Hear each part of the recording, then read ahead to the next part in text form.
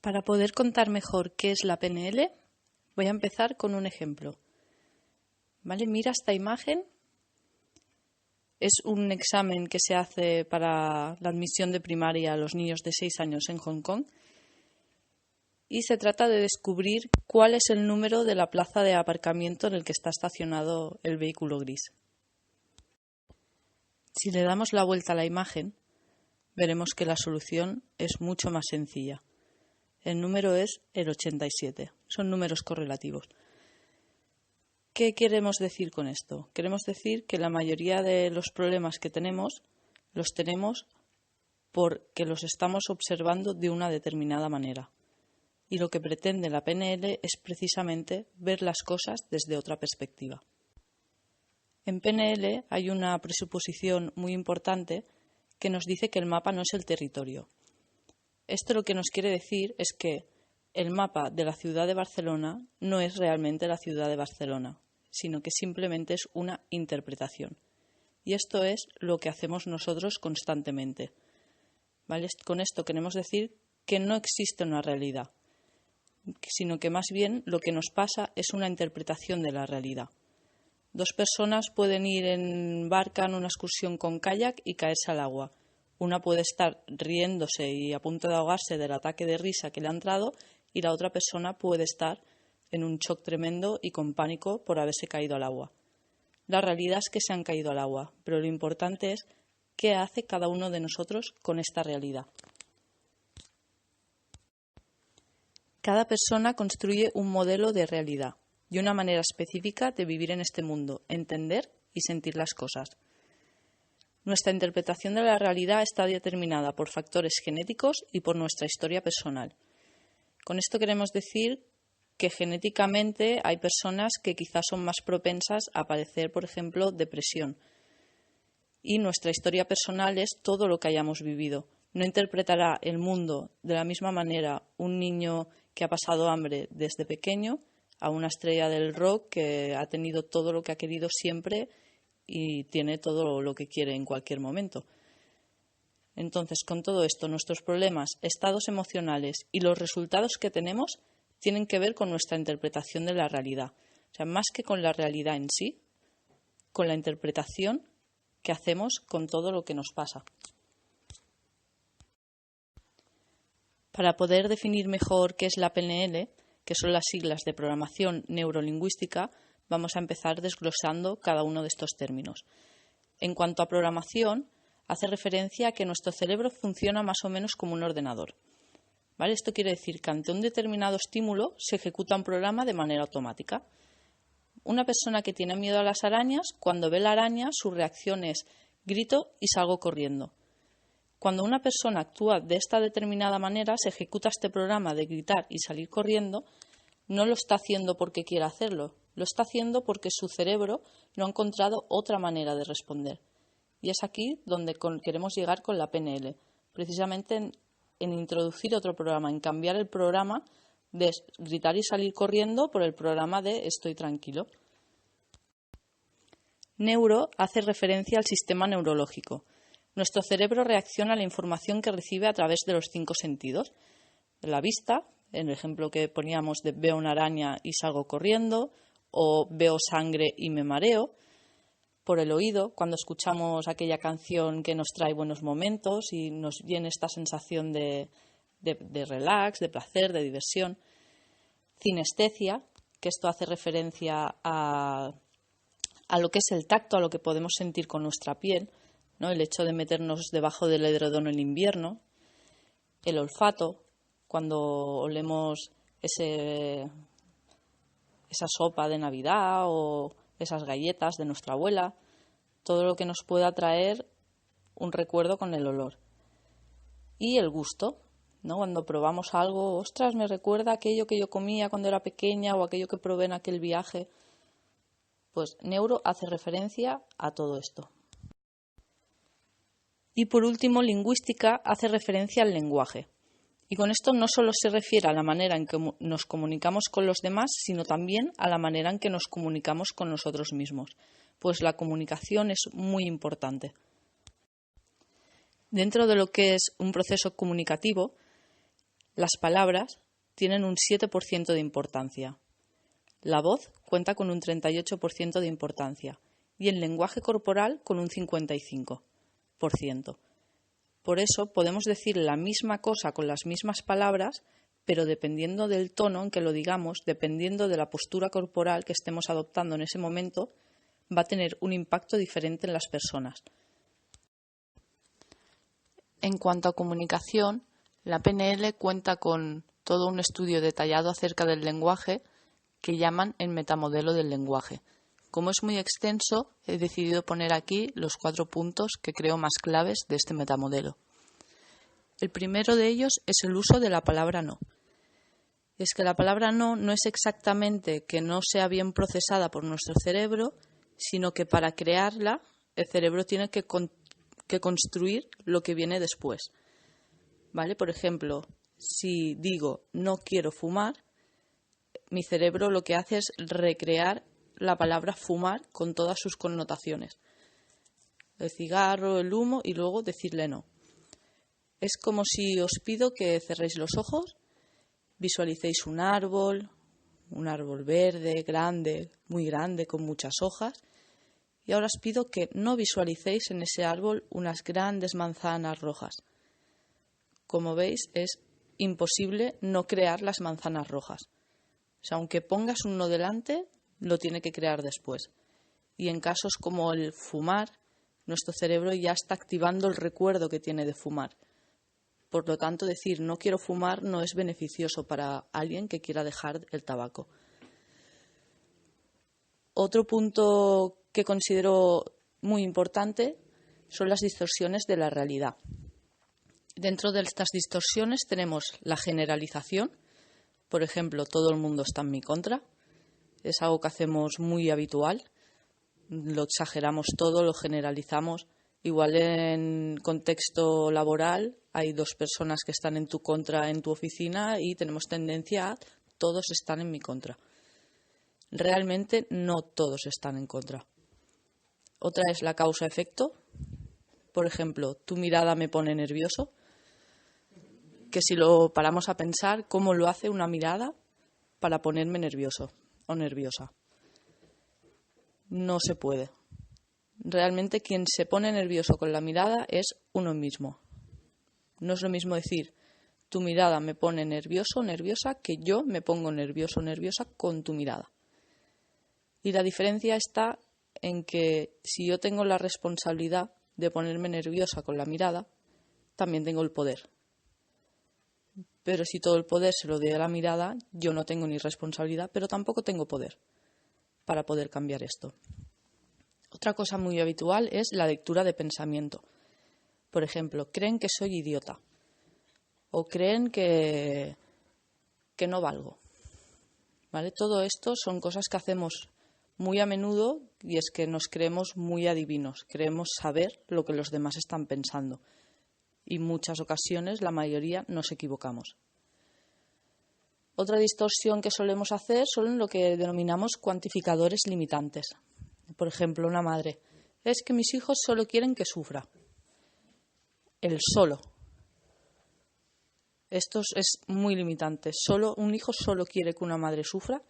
Posiblemente esto también entre en una lectura de pensamiento y más que posiblemente un hijo no quiera solo que su madre sufra. Posiblemente tampoco quiera que sufra.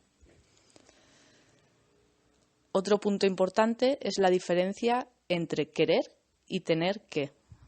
Pues querer no es lo mismo decir, por ejemplo, quiero estudiar que tengo que estudiar.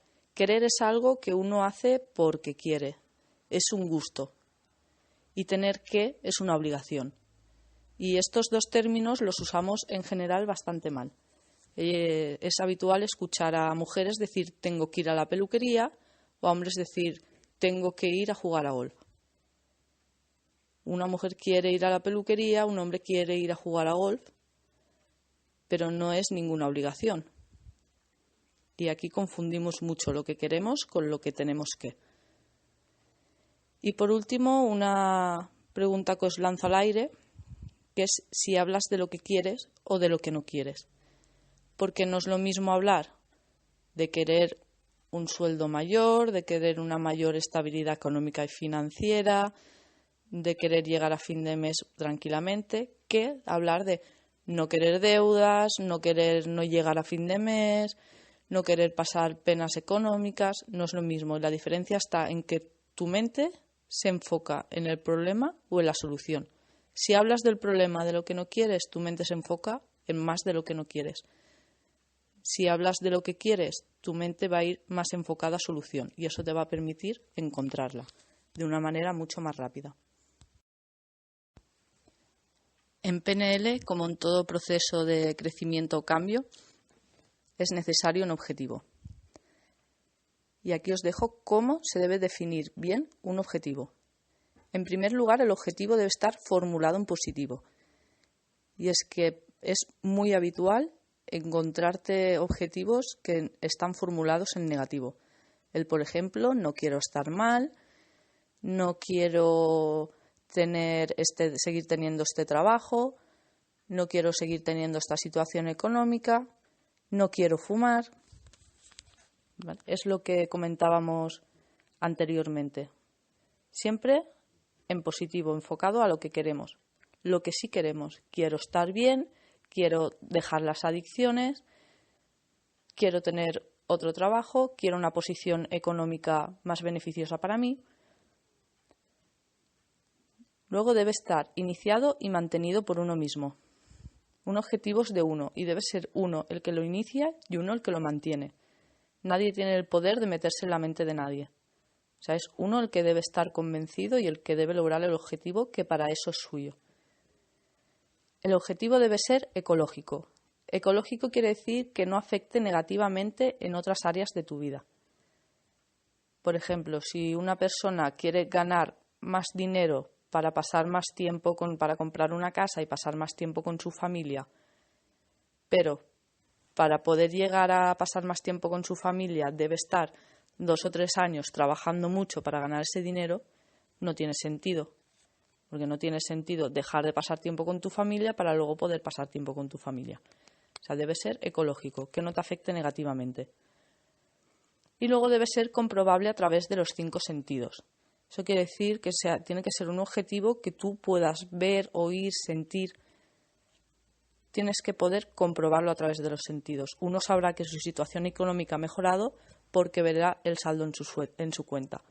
Uno sabrá que se siente mejor porque lo sentirá dentro de sí. Y a todo esto, ¿para qué sirve la PNL? Pues la PNL sirve, en primer lugar, para conocerte mejor, y no solo para conocerte mejor a ti mismo, sino para conocer mejor a los demás. Porque aquí aprendes a ver cómo cada uno piensa, cuáles son las cosas importantes para cada persona y la diferencia de pensamientos y realidades que nos rodean. Luego nos ayuda a aprender el arte de la comunicación eficaz, a comunicarnos de una manera sana y eficaz, tanto con nosotros como con los demás. Con nosotros me refiero al diálogo interno que tenemos en nuestra cabecita. Para hacer una buena formulación de objetivos, tal y como acabamos de ver, y conseguir congruencia para alcanzarlos. ¿Vale? Un objetivo también debe ser siempre congruente y nosotros debemos actuar de una manera congruente. Si una persona quiere dejar de comer carne, pues debe ser congruente con sus actos. No puedes tener un objetivo de dejar de comer carne y luego comer cada día carne. Y aquí es cada uno el que debe ser congruente. Nos ayuda a gestionar nuestras emociones, a entender mejor por qué nos sentimos como nos sentimos y aprender a gestionarlo. Modificar aquellas conductas que no deseamos, ¿vale? Por ejemplo, la persona que se sube al coche y en cuanto se sube al coche se transforma en una persona agresiva. Esto es una conducta que con PNL se puede mejorar. Mejorar nuestra salud, y eso implica eliminar adicciones y en algunas ocasiones alergias. El caso de las alergias en PNL es un poco más especial, pero sí que hay casos en los que una alergia viene dada por un estímulo negativo que nuestro cerebro ha recordado y que dispara cada vez que tomamos ese alimento. Por ejemplo, una mujer que está sentada en un bar comiendo aceitunas, hablando con una amiga y de repente ve pasar a su marido con otra. A partir de ahí, su cuerpo hace una reacción alérgica a las aceitunas. Ella no es consciente que es a partir de ahí, pero a través del trabajo con PNL uno puede llegar al momento en que se produce esa alergia. Y es que simplemente nuestro cerebro subconsciente ha asociado las aceitunas con un momento negativo. Entonces nos está impidiendo comerlas, porque tiene esta asociación hecha. Esto se puede llegar a cambiar con PNL. Y por último, y en general, mejorar nuestras relaciones personales, tanto con los demás, como sobre todo con nosotros mismos. ¿Cómo trabajamos con PNL?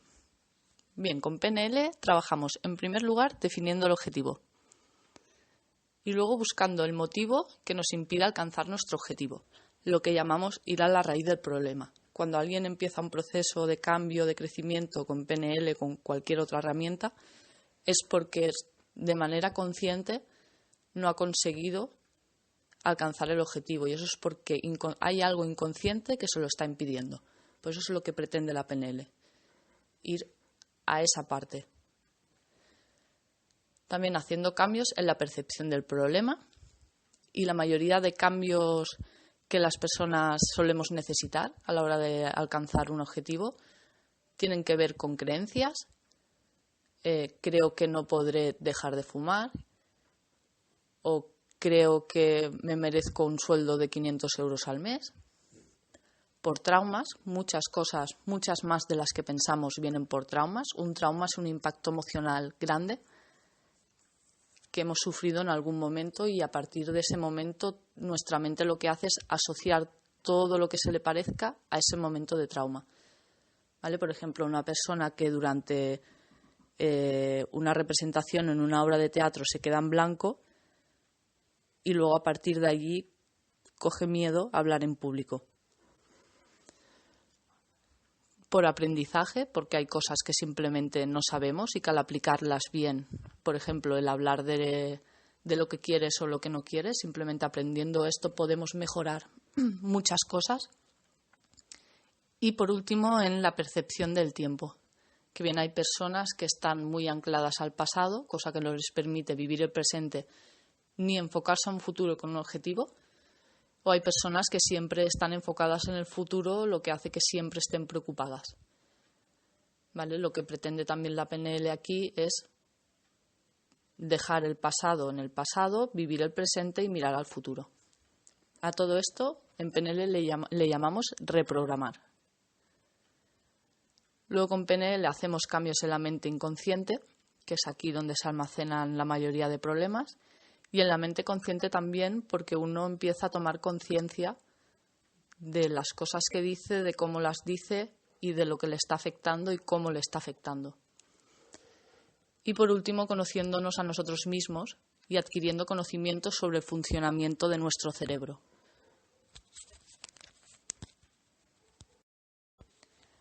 Dentro de la PNL trabajamos también con hipnosis ericksoniana. Y el trance de hipnosis no es lo que estamos acostumbrados a ver en la tele, no se trata de hacer la gallina ni de comer cebollas creyendo que son manzanas, sino que simplemente de lo que se trata es de dejar de prestar atención hacia afuera, hacia el exterior, para empezar a prestar atención hacia uno mismo. ¿Vale? El trance o hipnosis es un estado total de concentración, en este caso hacia adentro, hacia uno mismo. Es un estado natural de la mente, ya que sufrimos estados de trance diariamente. Lo solemos sufrir mucho cuando conducimos. Uno sale del trabajo, se dirige hacia su casa y va conduciendo y va pensando en sus cosas y de repente llega a casa. Y uno no es consciente de por todos los sitios por los que ha pasado. Estaba conduciendo pero no estaba allí, estaba tan centrado en lo suyo que ha dejado incluso de ver, entre comillas, de prestar atención al exterior. Nos pasa también con la tele o cuando nos quedamos nosotros pensativos y estamos tan pensativos y tan centrados que nos están llamando desde fuera y apenas escuchamos. Eso es un estado de trance o hipnosis. más allá del uso que se le quiera dar a este trance o hipnosis, el objetivo final es comunicarse con la parte inconsciente de la persona. ¿Vale? Definir para qué sirve la hipnosis o el trance es tan amplio como definir para qué sirve aprender inglés. Cada uno lo puede aplicar para lo que quiera. Dentro de nuestra mente tenemos nuestra mente consciente, la cual representa un 12%, y nuestra mente inconsciente, la cual representa un 88%. ¿Qué hace nuestra mente consciente? Nuestra mente consciente es la que se encarga de razonar de forma lógica. 2 y 2 son 4 y le sumo 2 son 6. Es la que acepta o rechaza voluntad. Cuando vamos de restaurante a menú a la carta, es la que se encarga de decir esto lo quiero y esto no lo quiero. También realiza análisis inteligentes basados en conocimientos probados, experiencias sensoriales, deducción y educación. ¿Vale? Por ejemplo, el agua moja, lo he probado, entonces si el agua moja, la Coca-Cola también mojará y el agua sin gas también mojará. Aquí también influye mucho la educación que hemos recibido y todo lo que hemos aprendido durante nuestra educación. Su capacidad de análisis es limitada, ya que no puede ser objetiva por estar influenciada siempre por el inconsciente. Por eso nos pasan estas situaciones en que sí sé cuál es el problema, ya sé que no tiene sentido, por ejemplo, que me preocupe por esto, pero no puedo evitarlo. Yo sé que no debo hacerlo, que no tiene sentido, que es dañino, que no sé por qué lo hago, pero no puedo evitar hacerlo. Y eso nos pasa porque quien está mandando realmente es nuestro inconsciente. ¿Qué hace nuestra mente inconsciente? Nuestra mente inconsciente se encarga de controlar el sistema nervioso autónomo.